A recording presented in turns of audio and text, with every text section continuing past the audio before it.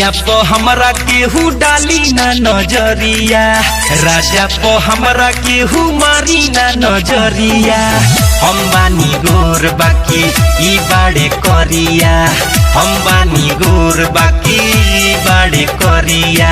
सौतीन बंगाली चाहे होखे फूल झरिया, कवनो ना मारी हमरा राजा पो नजरिया। हम बानी गोर बाकी ई बाड़े करिया, हम बानी गोर बाकी ई बाड़े करिया।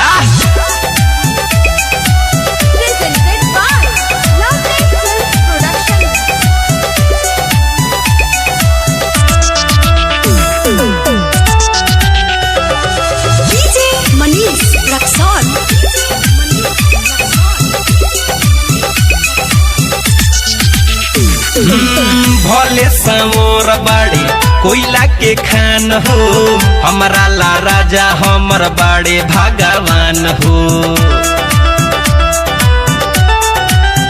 हाँ भले समोर बाड़े कोयला के खान हो, हमरा ला राजा हमर बाड़े भगवान हो।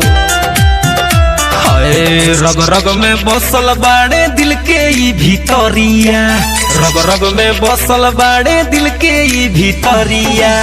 हम बानी गोर बाकी ई बाड़े करिया, हम बानी गोर बाकी ई बाड़े करिया।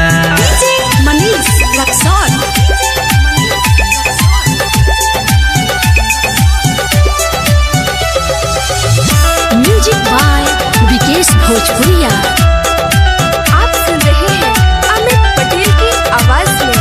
हाँ करिले न केला शौक सिंगार हो, इहे त बाड़े दुनिया हमार हो।